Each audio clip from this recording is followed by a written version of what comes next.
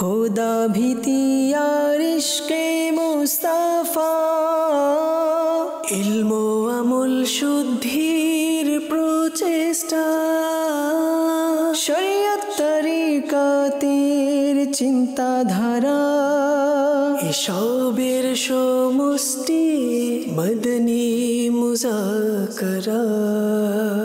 আলহামদুলিল্লাহি রাব্বিল আলামিন ওয়াসসালাতু ওয়াসসালামু আলা খাতামিন নাবিয়্যিন আম্মা বা'দ ফাআউযু বিল্লাহি মিনাশ শাইতানির রাজীম বিসমিল্লাহির রহমানির রহিম আসসালাতু ওয়াসসালামু আলাইকা ইয়া রাসূলুল্লাহ ওয়া আলা আলিকা ওয়া আসহাবিকা ইয়া হাবিবাল্লাহ আসসালাতু ওয়াসসালামু আলাইকা ইয়া নবিয়াল্লাহ ওয়া আলা আলিকা ওয়া আসহাবিকা ইয়া নূর আল্লাহ। আল্লাহর প্রিয় সর্বশেষ নবী সাল্লাল্লাহু আলাইহি ওয়াসাল্লামের রহমত পূর্ণ বাণী হলো, হে লোকেরা, নিঃসন্দেহে কাল কিয়ামতের দিন কঠিন হিসাব নিকাশ থেকে তাড়াতাড়ি মুক্তিপ্রাপ্ত ব্যক্তি সেই হবে যে তোমাদের মধ্যে আমার প্রতি দুনিয়ায় অধিক হারে দুরূদ শরীফ পাঠ করবে। সল্লু আলাল হাবিব সাল্লাল্লাহু আলা মুহাম্মদ। মাদানী মুযাকারা অনুষ্ঠান চলমান। আপনারা প্রশ্ন করতে থাকুন, প্রত্যেক প্রশ্নের উত্তর তারা যথাযথ অর্থাৎ সঠিক দিতে পারবো এটা আবশ্যক নয়, জানা থাকলে বলার চেষ্টা করব। ভুল করতে দেখলে তৎক্ষণাৎ আমাকে সংশোধন করবেন। ভুল করা অবস্থায় কৃতজ্ঞতার সহিত মান্যকার হিসেবে পাবেন ইনশাআল্লাহুল করিম। সল্লু আলাল হাবিব সাল্লাল্লাহু আলা মুহাম্মদ। খুদা ভীতি আর ইশকে মুস্তাফা। আমার নাম মোহাম্মদ শওকত আত্তারি। আমার বয়স 51 বছর। আমি দেখেছি যে পূর্বে এমন একটি যুগ অতিক্রম হয়েছে যখন একজন প্রতিবেশী অন্য প্রতিবেশীর খেয়াল রাখত, তাদের খোঁজ খবর নিত, তাদের সমস্যায়, তাদের বিপদ আপদে এবং তাদের সুখ দুঃখে নিজেকে সম্পৃক্ত রাখত। আত্মীয়রা তো যখন আসতই, কিন্তু একজন প্রতিবেশী পূর্ব থেকেই তার প্রতিবেশীর সহযোগিতার জন্য দাঁড়িয়ে যেত, তার সঙ্গ দিত। আমি এটা দেখেছি যে বর্তমানে এমন পরিস্থিতি যে একজন প্রতিবেশী এতটুকু পর্যন্ত অবগত নন তার আশেপাশে কারা বসবাস করছেন। একজন প্রতিবেশী এতটুকুও জানেন না আমার আশেপাশে যারা বসবাস করছেন তাদের অবস্থা কেমন। একজন প্রতিবেশী এতটুকুও অবগত নন আমার আশেপাশে যারা বসবাস করছেন তাদের কি প্রয়োজন এবং তারা কোন কোন সমস্যায় এবং কোন কোন দুশ্চিন্তায় ভুগছেন। আমি এটা দেখেছি যে একই বিল্ডিংয়ে থাকা অবস্থায়, একই ভবনে থাকা অবস্থায় যেখানে একটি দরজা অন্য দরজার সাথে মিলিত, তবুও অবস্থা এমন হয়ে গিয়েছে একজন প্রতিবেশী অন্য প্রতিবেশীকে চিনেন না। এমন এমন জায়গা যেখানে সাধারণত একটি দরজা অন্য প্রতিবেশীর দরজা থেকে দূরে। তারা তো একদমই জানেন না আমার প্রতিবেশীর কি অবস্থা, কি পরিস্থিতি। শেখ তরিকত আমির আহলে সুন্নাত, আপনার নিকট আমার আবেদন হলো সে যুগ পুনরায় কিভাবে ফিরে আসবে এ ব্যাপারে আমাদেরকে দিক নির্দেশনা দিন। জাযাকাল্লাহু খায়রান। প্রকৃতপক্ষে এমন পরিস্থিতি, পূর্বের ঘরবাড়িগুলো সাদামাটা হতো, কিন্তু এখন ভবন হয়ে গিয়েছে বিল্ডিং। আর কার্যতভাবে মুসলমান আদর্শচ্যুত হয়ে গিয়েছে। আর সমাজের সর্বক্ষেত্রে যখন আদর্শগত দুর্বলতা থাকে, গুনাহপূর্ণ পরিবেশ বিরাজ করে, তখন প্রতিবেশী সম্পর্কেও কেউ অবগত থাকে না যে তারা কারা। এমনকি বহির্বিশ্ব তো এমন হয়ে থাকে, অবস্থা এমন যে একটি ভবনের মধ্যে বড় ভবন যদি হয় তাহলে এক ঘরে মুসলমান বসবাস করছে, অন্য ঘরে অমুসলিম বসবাস করছে। এখন পরস্পরের মধ্যে যোগাযোগ হয়েও থাকে, আবার হয়ও না। কিন্তু সর্বজনীন এইটাই যে প্রতিবেশীর যে হক এটি অমুসলিমের ক্ষেত্রেও প্রযোজ্য। অর্থাৎ যদি কোনো মুসলমান থাকে তাহলে তার প্রতি ইসলামী ভ্রাতৃত্বের হক, প্রতিবেশীর হক, দুটি হক। আত্মীয় হলে আত্মীয়তার হক এবং ইসলামী ভ্রাতৃত্বের হক ও প্রতিবেশীর হক, তাদের হক তিনটি। আর যদি অমুসলিম হয় তাহলে তার শুধুমাত্র একটি হক, প্রতিবেশীর হক। সুতরাং প্রকৃতপক্ষে এই হকগুলো রয়েছে। আল্লাহ পাক আমাদেরকে হক আদায় করার তৌফিক দান করুন। যাদের যে হক রয়েছে তা যদি আমরা পূরণ করা শুরু করে দিই তাহলে প্রকৃতপক্ষেই আমাদের যে সমাজ রয়েছে তাতে নতুন বিপ্লবের আগমন ঘটবে। কিন্তু বর্তমানে কেউ এর ধারে কাছেও নেই। যেমন লোকমুখে শোনা যায়, বলতে গেলে কেউ মারা গেলেও তাকে পানি পান করানোর জন্য কেউ প্রস্তুত নয়। এটাও সম্ভবত পুরান বিষয় হয়ে গিয়েছে। এখন তো মৃত মানুষের হাত থেকে ঘড়ি পর্যন্ত লুটে নেয়, মৃত মানুষের পকেট খালি করে ফেলে। ওই যুগ চলে এসেছে। দুর্ঘটনা ইত্যাদিতে বড় বড় দুর্ঘটনার পরও এমন ঘটনা ঘটে থাকে, অর্থাৎ মৃত ব্যক্তির শরীর থেকে সবকিছু খুলে নেওয়া হয়, মানুষ লুটে নেয়। সাল্লু আলাল হাবিব সাল্লাল্লাহু তাআলা আলা মুহাম্মদ। হুজুর, এর পিছনে একটি মননশীলতা কাজ করে, যার ফলে এমন পরিবেশ গড়ে উঠেছে। আরও কারণ থাকতে পারে। প্রাইভেসি নামে একটি শব্দ রয়েছে যা আমাদের সমাজে অনেক বেশি এটিকে ব্যবহার করা হয়, যেভাবে প্রাইভেসি থাকা উচিত। আপনি আপনার জায়গায়, আমি আমার জায়গায়। ইন্ডিপেন্ডেন্সি থাকা উচিত, স্বাধীনতা থাকা উচিত। এই একে অপরের সহমর্মিতা আমাদের পছন্দ নয়। অমুক কী করছে, অমুক কী করছে, এক প্রতিবেশী অপর প্রতিবেশীর অবস্থা খোঁজ খবর নেওয়া, শিশুদের খোঁজ নেওয়া, পাতিলে কিছু খাবার বেশি রান্না করে নাও যেন প্রতিবেশীকে দেওয়া যায়। এই সকল যে বিষয়াদি রয়েছে প্রতিবেশীর সম্পর্কে, স্বয়ং বিদায় হজের সময় প্রতিবেশীর হকের ব্যাপারে যে বয়ান করা হয়েছে, এমন মনে হয় যে এই সকল দৃষ্টিভঙ্গি আমাদের সমাজ থেকে এক প্রকার শেষ হয়ে গিয়েছে। আমি নির্দিষ্ট কিছু মানুষের কথা বলছি, সব জায়গায় এমন হচ্ছে তাও বলা যাবে না। সুতরাং কথা হলো, প্রতিবেশীর ব্যাপারে আমাদের কতটুকু সচেষ্টা থাকা উচিত এবং আমাদের প্রতিবেশীর সাথে কেমন ব্যবহার করা উচিত। মসজিদে জামাতে নামাজ পড়লে আমাদের প্রতিবেশীর সাথে আমাদের সাক্ষাৎ হয়ে যায়। তো এই চিন্তাধারা যদি আমরা ডেভেলপ করতে চাই, এই মানসিকতা যদি আমরা দৃঢ় করতে চাই, তাহলে বিশেষ করে ওই সকল এলাকার ব্যাপারে যেখানে এমন মানসিকতা রয়েছে তাদেরকে আপনি দিক নির্দেশনা দিয়ে দিন। এই ক্ষেত্রে হলো, যেমন প্রতিবেশীর মুখোমুখি হলে সালাম করুন, তাদের সুখ দুঃখে সর্বাবস্থায় অংশ নিন, আনন্দের মুহূর্তে অভিনন্দন জানান, বিপদে পড়লে তাদেরকে সমবেদনা জানান, অসুস্থ হলে দেখতে যান, জানাজা আসলে জানাজার সাথে চলুন। যদি আপনার ঘরে কোনো ভালো খাবার, বিশেষ কোনো কিছু রান্না হয়, তাহলে উপহার স্বরূপ প্রদান করুন। মিলাদের আয়োজন করলে তাদেরকে দাওয়াত দিন, তাদেরকে বিয়েতে দাওয়াত দিন, তাদের ঘরে তাবারুক পাঠান।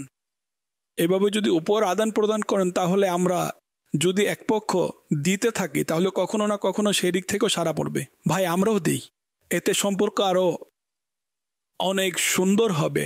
কিন্তু এখন প্রতিবেশী পাশ অতিক্রম করলে তাকে সালাম করারই যদি সাহস না করি, তাহলে কিভাবে হবে? এমনভাবে পাশ কাটিয়ে গেলাম যেন চিনি না, অপরিচিতি। আর বর্তমানের বাস্তব পরিস্থিতিও এমনই হয়ে গেছে। অনেক জায়গায় বাস্তবে অপরিচিত মনে হয়, বোঝাই যায় না সে আমাদের আশেপাশে বসবাস করে। মানুষের আচরণ অনেক অদ্ভুত হয়ে গিয়েছে।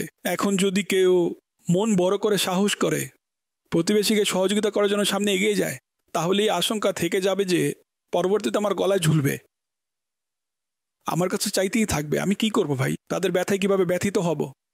এই কুমন্ত্রণাও হতে পারে, কিন্তু এই কুমন্ত্রণা পোষণ করা উচিত নয়। পুনরায় যদি সহযোগিতা করতে না পারেন, ক্ষমা চেয়ে নেবেন। সত্যিকার সামর্থ্য যদি না থাকে, আর যদি তাকে লোভী প্রকৃতির মনে হয়, আমরা এটাকে লোভী স্বভাব বলে থাকি, লোভী প্রকৃতির যদি হয়ে থাকে, তাহলে স্পষ্ট যে তার স্বভাব আরও নিকৃষ্ট হওয়া থেকে বাঁচানোর তার প্রতি সহমর্মিতা দিবেন না। কিন্তু যদি অভাবগ্রস্ত হয়ে থাকে, তাহলে অবশ্যই অন্যদের তুলনায় তাকে বেশি সহযোগিতা করা উচিত, কেননা সে প্রতিবেশী এবং তার হক বেশি। গুজরাটে একটি প্রবচন আছে, পেহেলু সাগো তে পাড়োসি, অর্থাৎ প্রথম আত্মীয় হলো প্রতিবেশী। এটি একটি প্রবচন। তাছাড়া আপন যারা আছেন আত্মীয়, তাদেরও আলাদা হক আছে। সম্পর্ক রক্ষা করা ওয়াজিব, আত্মীয়ের সাথে ভালো আচরণ করা এটা ওয়াজিব। আর সম্পর্ক ছিন্ন করা, যাকে কাতে রেহমি বলা হয়, এটা হারাম। কাতে রেহমি আজকাল অনেক ব্যাপক। বোনদের মধ্যে মনোমালিন্য, ভাইয়ের মনোমালিন্য, স্বামী স্ত্রীর মধ্যে মনোমালিন্য, পিতা পুত্রের মধ্যে মনোমালিন্য, ঝগড়া বিবাদ, একে অপরের সাথে সম্পর্ক ছিন্ন, তর্কাতর্কি। এটা পর্যন্ত বলে দেয় আমার জানাজাতেও আসবে না, আমার লাশও দেখতে আসবে না। অপর ব্যক্তি বলে তোমার লাশও দেখতে আসবো না। এখন যদি বলি তারা নির্বোধ, তাহলে খারাপ লাগবে। যদি জ্ঞানী বলি, তাহলে এটাও ঠিক নয়। এখন আমি কি করব? ব্যাস, আল্লাহ পাক আমাদের সকলকে সঠিক জ্ঞান দান করুন, হিদায়াত দিন, যেন আমরা প্রতিবেশীর হক, ইসলামী ভ্রাতৃত্বের হক বুঝে যাই। তাদেরও হক আছে। সুতরাং সবাই নিজ নিজ হক পরিপূর্ণভাবে আদায় করা শুরু করে দেয়, তাহলে আমাদের সমাজে তখন মদিনা মদিনা হয়ে যাবে। ঝগড়া বিবাদ নিঃশেষ হয়ে যাবে, অশান্তি দূর হয়ে যাবে, হিংসা বিদ্বেষ শত্রুতার অস্থায়ী অবসান ঘটবে, এবং আমরা উত্তম মুসলমান হিসেবে জীবনযাপনে সফল হয়ে যাব। আল্লাহ পাকের প্রিয় সর্বশেষ নবী সাল্লাল্লাহু আলাইহি সাল্লাম ইরশাদ করেন, হজরত জিব্রাইল আলাইহিস সালাম আমাকে প্রতিবেশীর ব্যাপারে প্রতিনিয়ত নসিহত করতে লাগলেন। এমনকি আমি ধারণা করলাম যে তিনি প্রতিবেশীকে ওয়ারিস বানিয়ে দিবেন, অর্থাৎ যেভাবে সন্তানদেরকে ওয়ারিস দেওয়া হয়, তো ধারণা করলাম যে সম্ভবত হতে পারে তিনি বলে দিবেন প্রতিবেশীকে আপনার উত্তরাধিকারের সম্পদের মধ্যে অন্তর্ভুক্ত করে নিন, তাদেরকে ওয়ারিস বানিয়ে দিন, ভাগ দিন তাদেরকে। অর্থাৎ প্রতিবেশীর হক এত বেশি, আমরা এই ক্ষেত্রে বাস্তবে অনেক বেশি অলসতা করে থাকি। আল্লাহ পাক আমাদেরকে প্রতিবেশীর হক বোঝার, শেখার এবং তদানুযায়ী আমল করার সৌভাগ্য দান করুন। সল্লু আলাল হাবিব সাল্লাল্লাহু আলা মুহাম্মদ। আমার নাম মোহাম্মদ হাসান।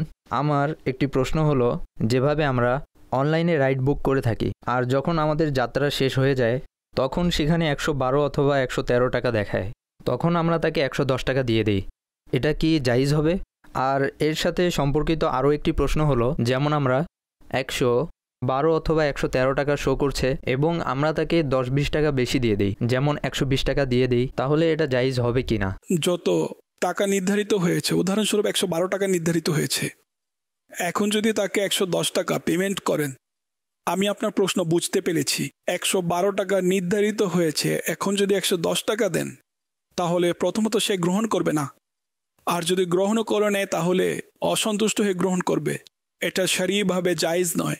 হ্যাঁ, নির্ধারিত হয়েছে 112 টাকা এবং আপনি দিয়ে দিলেন 150 টাকা নিজ ইচ্ছায়, এতে কোনো সমস্যা নেই। জি, SMS এর মাধ্যমেও অ্যাপ্লিকেশনের সাহায্যে এ ধরনের রাইড বুক করা হয়, আর যখন গন্তব্যে পৌঁছে তখন ততটুকুই হয়, আর বাকি আপনি যেভাবে বলেছেন সেভাবেই।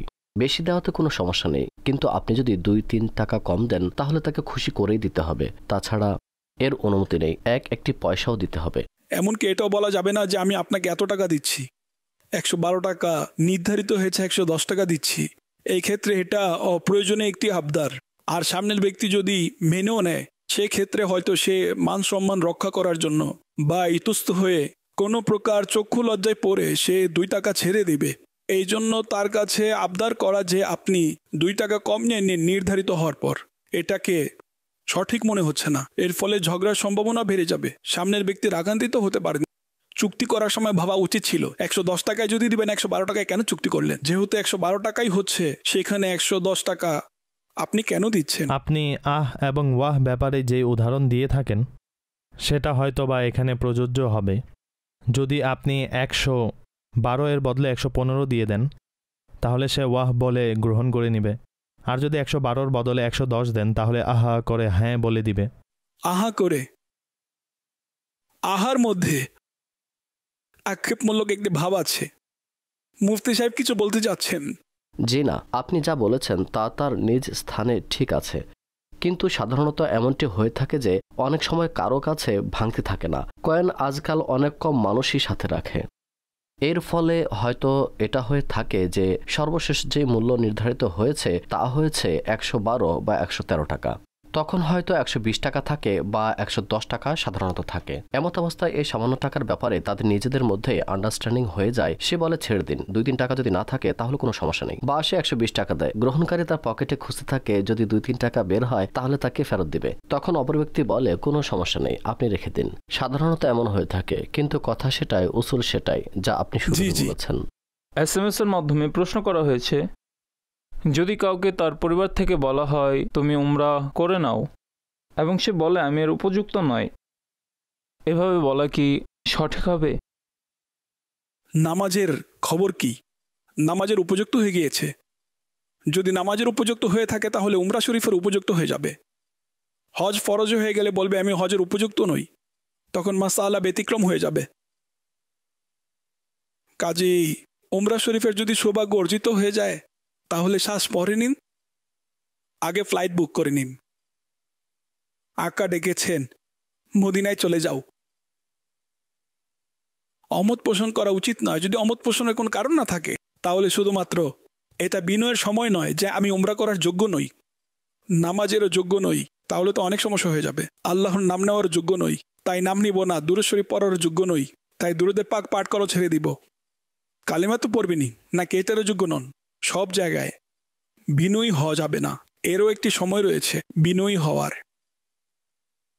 সল্লু আলাল হাবিব সাল্লাল্লাহু আলা মুহাম্মদ সাল্লাল্লাহু আলাইহি ওয়াসাল্লাম। একটি প্রশ্ন এসেছে, হাফিজ গোলাম রসুল তিনি প্রশ্ন করছেন, তিনি লিখেছেন, আমি শুনেছি নামাজের মধ্যে কিয়ামে থাকা অবস্থায় উল্টো হাত ছেড়ে দিলে নামাজ ভঙ্গ হয়ে যায়, এটা কি সঠিক?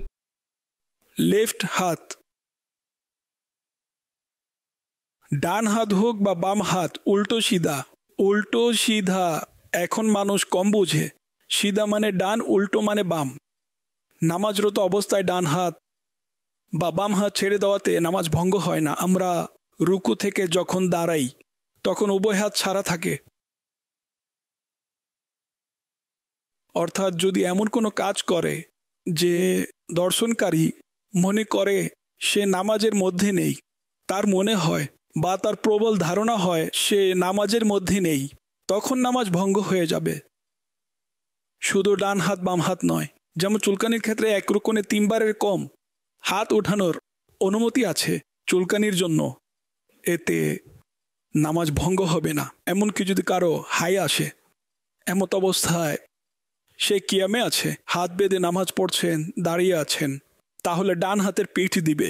এর পূর্বে তো আকা সাল্লাল্লাহু আলাইহি সাল্লামের খেয়াল করবে বা নবীদের খেয়াল করবে, কেননা হাই শয়তানের পক্ষ থেকে আসে, আর আম্বিয়াই কেরামদের কখনো হাই আসেনি। কাজে এই খেয়াল করার ফলে ইনশাআল্লাহ হাই থেমে যাবে। এটি বাহারে শরীয়তে রয়েছে। বা উপরের দাঁত দ্বারা নিচের ঠোঁটে এভাবে কামড় দিয়ে এটিকে থামানোর চেষ্টা করুন, হাইকে। আর তা না হলে ডান হাতের পিঠ অর্থাৎ এই যে হাতের উল্টো দিক দিয়ে থামানোর চেষ্টা করুন। আর এটা ব্যতীত কিয়াম ব্যতীত সর্ব অবস্থায় বাম হাত দ্বারা ডান হাতের পরিবর্তে বাম হাত দিয়ে থামানোর চেষ্টা করুন। বাহারে শরীয়তে এই ব্যাপারে পুরো একটি অধ্যায় আছে।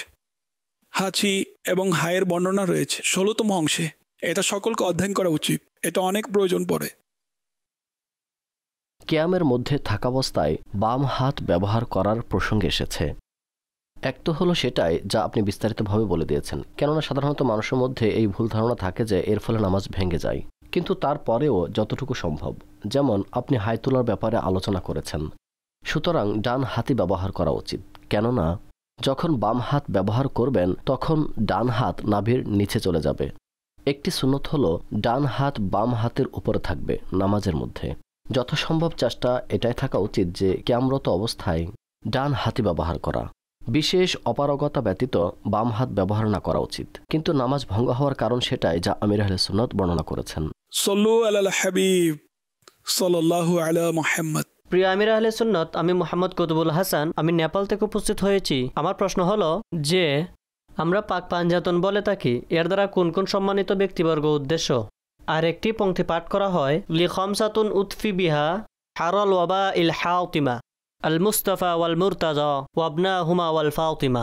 এর অনুবাদ কি, আর এখানে কোন কোন ব্যক্তির আলোচনা করা হয়েছে, এবং এই পংক্তিটি কি কোনো ওজিফার মধ্যেও কি ব্যবহৃত হয়ে থাকে? এ ব্যাপারে আমাদেরকে দিক নির্দেশনা প্রদান করুন। পাঞ্জাতনে পাক এর দ্বারা উদ্দেশ্য হলো প্রিয় নবী সাল্লাল্লাহু আলাইহি ওয়াসাল্লাম এবং হযরত মাওলা আলী, বিবি ফাতেমা এবং ইমামে হাসান ও ইমামে হুসাইন আলাইহিম রিদওয়ান, এরাই পাঞ্জাতনে পাক। পঞ্জ মানে 5, তন মানে শরীর বা সদস্য, এবং পাক এটি সম্মানসূচক একটি শব্দ। পাক পাঞ্জাতন দ্বারা এটি উদ্দেশ্য হয়ে থাকে। কিন্তু এর নবী সাল্লাল্লাহু আলাইহি সাল্লাম ও 4 জন সঙ্গী উলামায়ে আহলে সুন্নাত উক্ত ব্যক্তিবর্গকেও পাঞ্জাতন পাক আখ্যায়িত করেছেন। ওই পাঞ্জাতনে পাক তো আছি, আমি যা বর্ণনা করলাম, কোনো সন্দেহ নেই। কিন্তু তারাও পাঞ্জাতনে পাক, যদিও বা প্রসিদ্ধ নয়, কিন্তু কথা হলো তাদেরকেও যদি আমরা পাক পাঞ্জাতন বলি, হক হক হক। সল্লু আলাল হাবিব সাল্লাল্লাহু আলা মুহাম্মদ। তাছাড়া বাকি পংক্তির ব্যাপারে মুফতি সাহেব বলে দিন। আপনি প্রায়শই বলতেন যে একসময় মহামারী বা অনুরূপ কোনো কিছু ছড়িয়ে পড়েছিল। আপনি সম্ভবত একবার বলেছিলেন, তখন আপনি আপনার শৈশবে বা যুবক বয়সের রাস্তার মধ্যে এটা পাঠ করতেন। মনে নেই কিসের মহামারী ছড়িয়ে পড়েছিল, ভুলে গিয়েছি। লি খামসাতুন উতফি বিহা হাররাল ওয়াবাইল হাতিমা আল মুস্তাফা ওয়াল মুরতাজা ওয়াবনাহুমা ওয়াল ফাতিমা। এটা আমরা পাঠ করতাম। এরপর চৌরাস্তায় গিয়ে আজান দিতাম।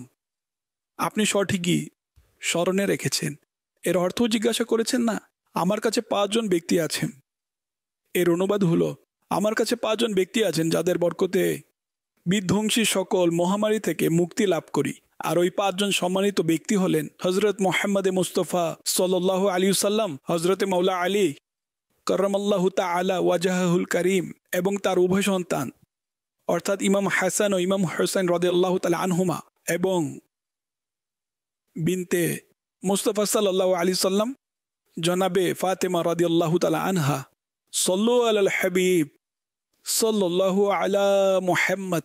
লি খামসাতুন উতফি বিহা লি খামসাতুন উতফি বিহা হাররাল বাবা ইল গাতিমা হাররাল বাবা ইল গাতিমা আল মুস্তাফা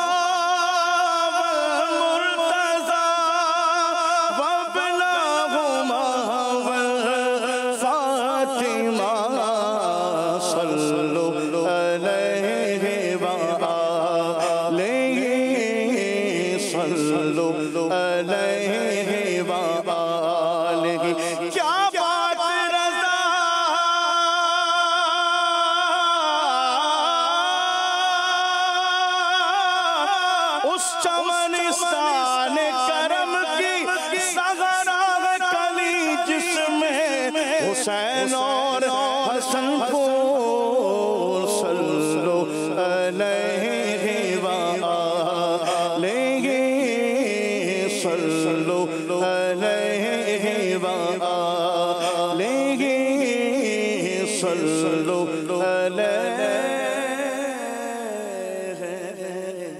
व आलिहि। অর্থাৎ যখন বড় কোনো মহামারী চলে আসে, বিপদ চলে আসে, যেমন বৃষ্টি বন্ধ হচ্ছে না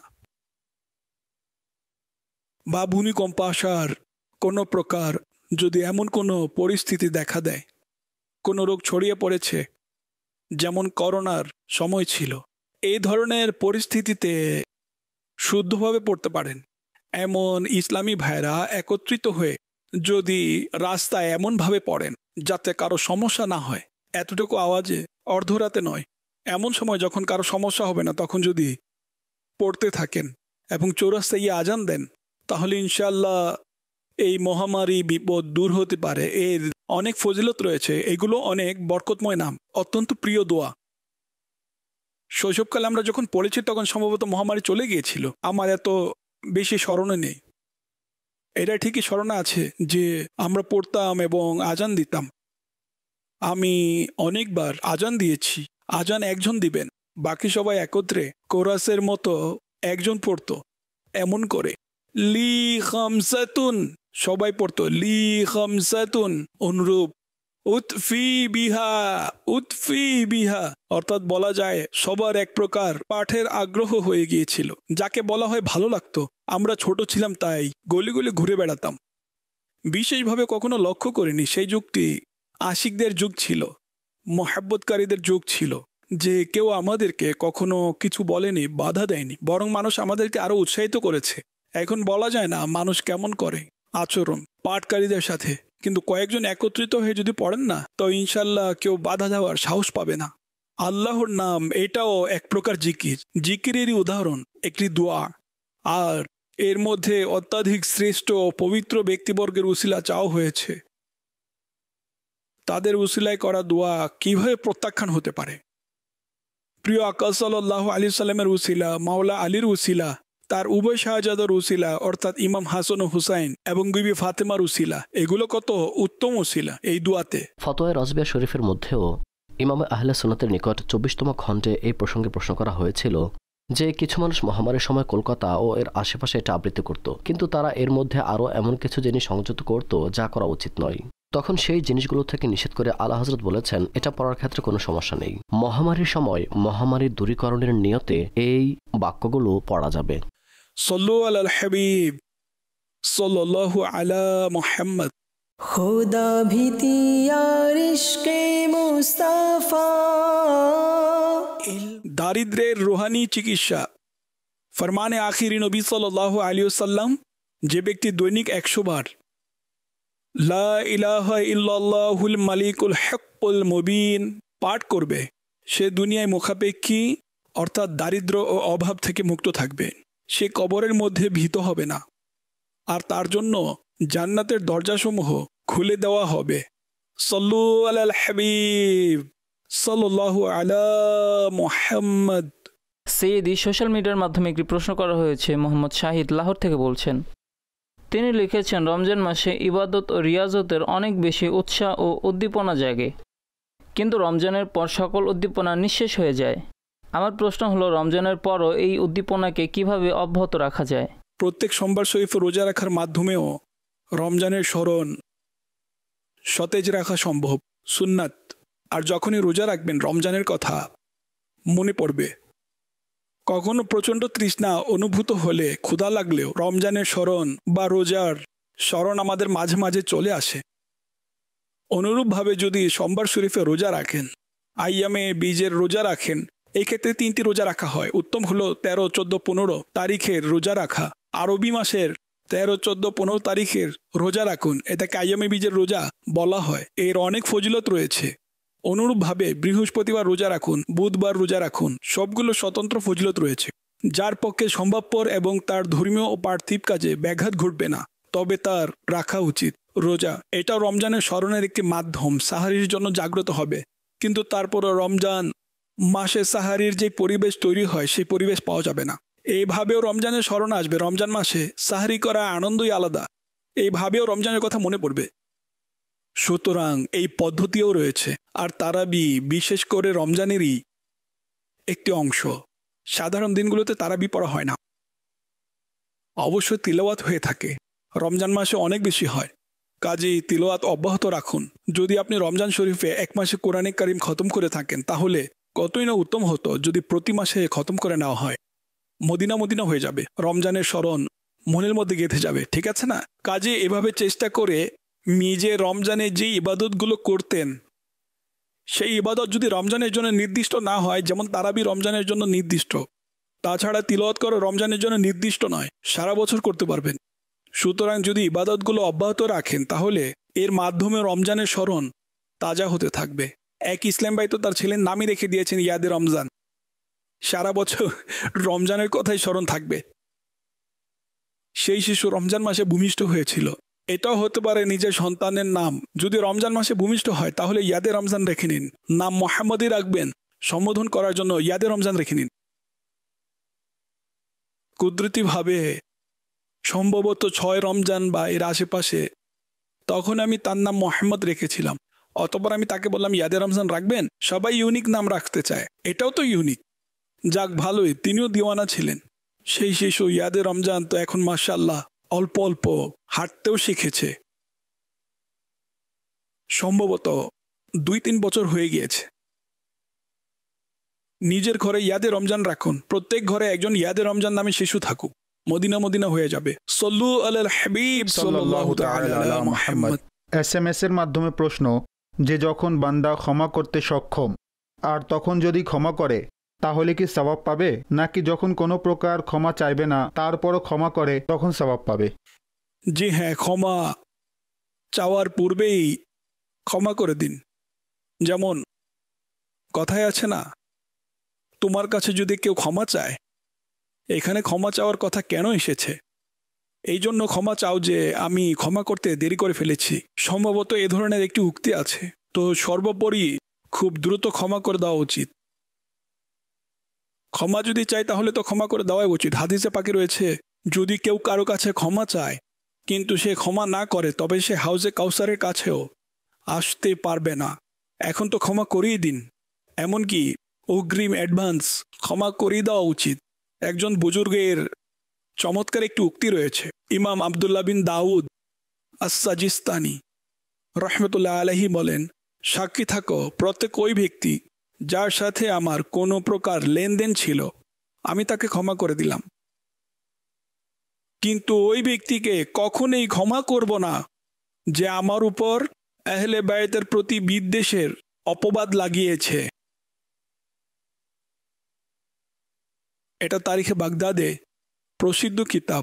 তো তারিখে বাগদাদ 9ম খণ্ড পৃষ্ঠা নাম্বার 474 এর মধ্যে হজরত ইমাম আবদুল্লাহ বিন দাউদ সাজিস্তানি রহমতুল্লাহ আলাইহি এর উক্তি।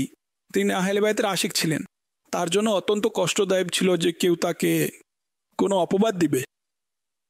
এখন এমন অবস্থা হয়ে গিয়েছে যে আমরা সর্বদা আহলে বায়তের উত্তম আলোচনা করতেই থাকি, সবাই জানে, আর আমি দাওয়াত ইসলামের পূর্বে থেকে করতাম। কিন্তু কথা হলো, এখন আমি যা বলতে চাচ্ছি তা অনেকেই বুঝে গিয়েছেন।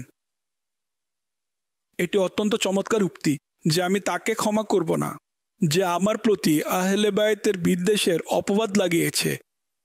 অপবাদ কতটা নিকৃষ্ট জিনিস, এটা সকল গালির চেয়েও বড় গালি। এক ব্যক্তি আহলে বায়তের ভালোবাসায় নিজের জীবন কাটিয়ে দিয়েছে এবং হাজার ব্যক্তিকে আহলে বায়তের প্রেমিক বানিয়েছে, হাজারো ব্যক্তিকে সাহাবায়ে কেরামের মহব্বতকারী বানিয়েছে, এমনকি লাখো মানুষকে আহলে বায়তের প্রেমিক বানিয়েছেন। আর তাকে বলা হচ্ছে এমন এমন তো এমন। মাআজাল্লাহ সুম্মা মাআজাল্লাহ।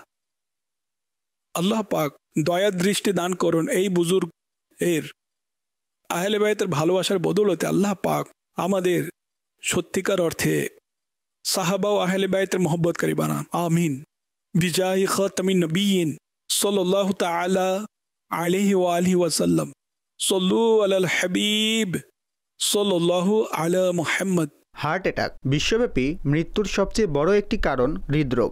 সাব এজেন্সি প্রতিষ্ঠান WHO এর মতে হৃদরোগের কারণে বিশ্বব্যাপী বছরে প্রায় 2 কোটি মানুষের মৃত্যু ঘটে, আর এটা বিশ্বব্যাপী সংগঠিত হওয়া মোট মৃত্যুর 1/3। একই রিপোর্টে বলা হয়েছে যে হৃদরোগের কারণে 80%-এরও অধিক মৃত্যু গরিব ও মধ্যবিত্ত পর্যায়ের দেশগুলোতে হচ্ছে। হার্ট অ্যাটাকের সাধারণ কারণগুলো হলো হৃৎপিণ্ডের ধমনীতে চর্বি জমে যাওয়া, যা রক্ত প্রবাহকে বাধাগ্রস্ত করে, high blood pressure, high cholesterol, diabetes, ওজন বৃদ্ধি, তামাক সেবন, মানসিক চাপ, বসে বসে জীবনযাপন করা, শারীরিক পরিশ্রমের অভাব। আমির আহলে সুন্নাত জীবন প্রতিনিয়ত সহজ হচ্ছে, আর আমরা শারীরিক পরিশ্রম থেকে দূরে সরে যাচ্ছি এবং রোগ ব্যাধি আমাদের ঘিরে ধরছে।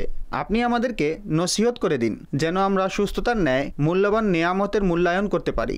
হৃদরোগ এমনি তো এখানে দারিদ্রতা রয়েছে, এখানে দরিদ্র গরিবদের সংখ্যাও অনেক। যারা গরিব আছে তারা শারীরিক পরিশ্রম করে, তারা যেহেতু বিভিন্ন কাজে ব্যস্ত থাকেন তাই তাদের ধমনীতে ব্লকেজ, রক্ত প্রবাহ কম হয়। গরিবদের ব্যাপারে অনেক কমই শুনবেন যে তার বাইপাসের অপারেশন হচ্ছে ইত্যাদি ইত্যাদি, কিন্তু ধনীদের ব্যাপারে শুনবেন যে বেচারার অপারেশন করা হবে এবং ভয়ে সে কাতর হয়ে যাচ্ছে। সুতরাং কথা হলো, পূর্বের যে যুগ ছিল, আমার তো জানা আছে, পূর্ব ঘরে কর্মচারী রাখা হতো এবং তাদেরকে বলা হতো, আমাদের বাড়িতে যারা কাজ করত তাদেরকে কাজের মহিলা বলা হতো, কাজের বুয়া। এখন বলা হয় খালা। খালা বলা দোষের কোনো কিছু নয়, আমি সাধারণ কথা বলছি। পূর্বে কাজের মহিলা অনেক কম রাখা হতো, খুবই বিরল। কোনো ধনাঢ্য ব্যক্তির ঘরে যদি কাজের মহিলা থাকে তাহলে অনেক বড় বিষয়, অমুকের ঘরে কাজের মহিলা আছে। তাছাড়া সাধারণত ঘরের মধ্যে নিজের হাতে কাজ করা হতো। আচ্ছা, প্রথমে ঝাড়ু দেওয়া হতো, তারপর মাটিতে বসে পানির কোনো বালতি বা অনুরূপ কোনো পাত্র রাখা হতো, সেটার মধ্যে কাপড় ভিজানো হতো, পানিতে সাবান ইত্যাদি যা প্রয়োজন হয় তা দিয়ে এভাবে করে মোছা হতো, তারপর সেটাকে নিংড়ানো হতো।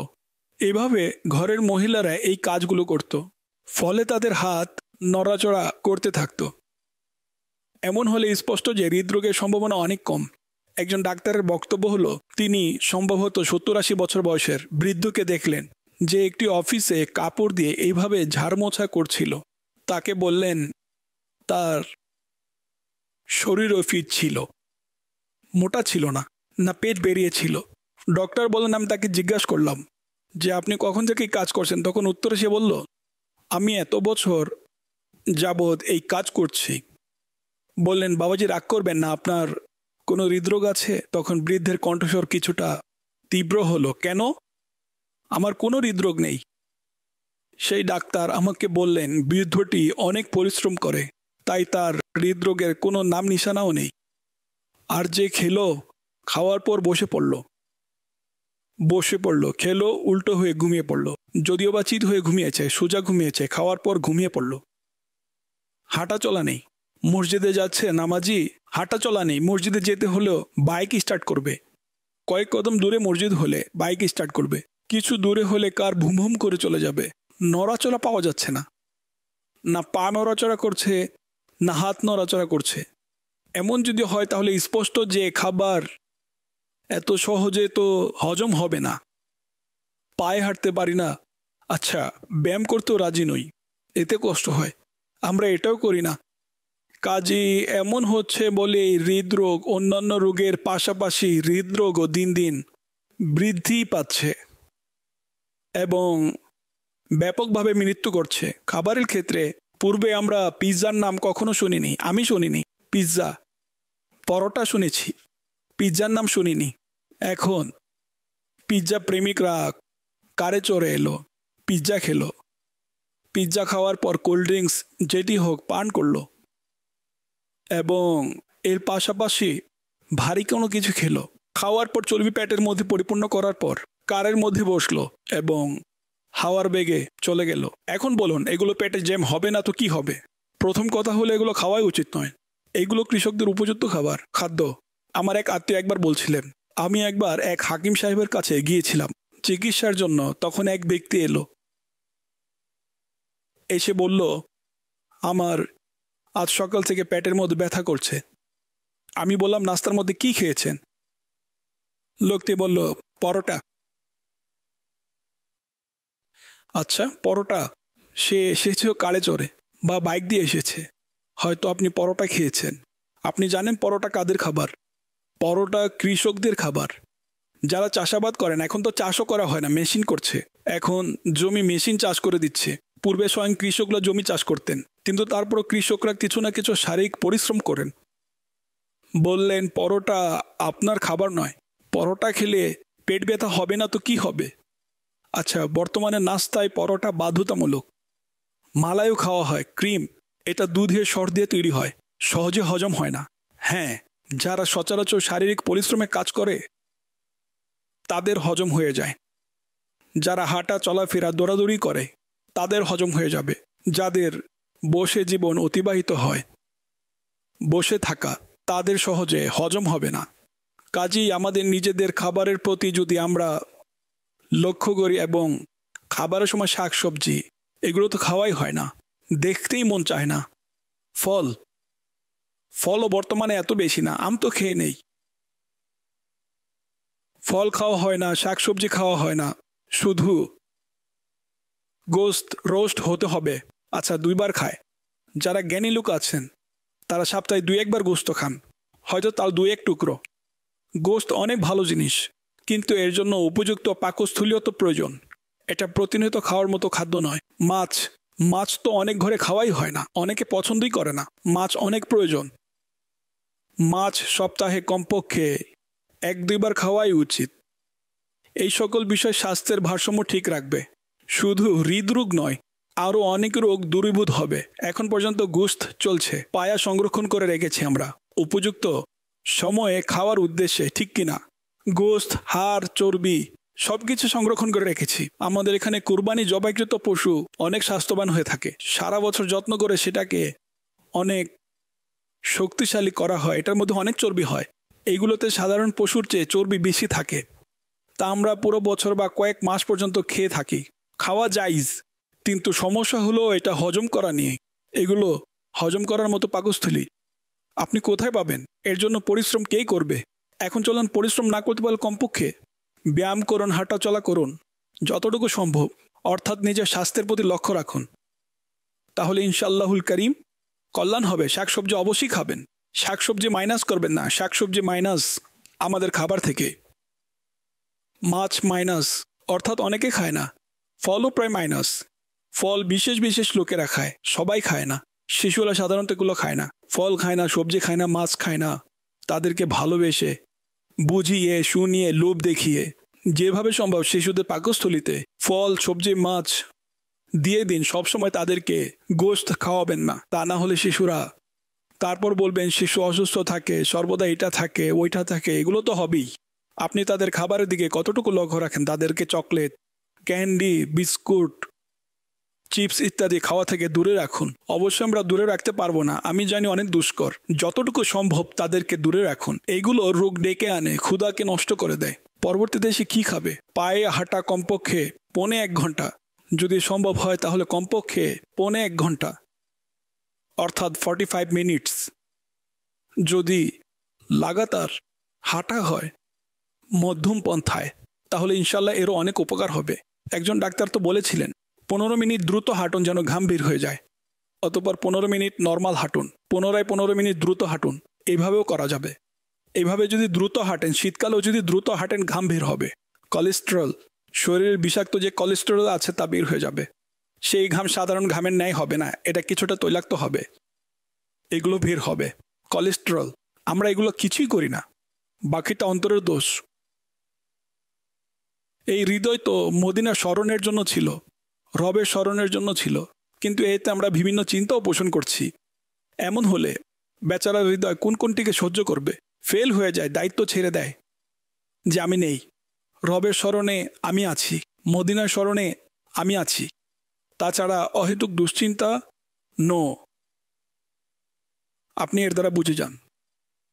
সল্লু আলাল হাবিব সাল্লাল্লাহু আলা মুহাম্মদ।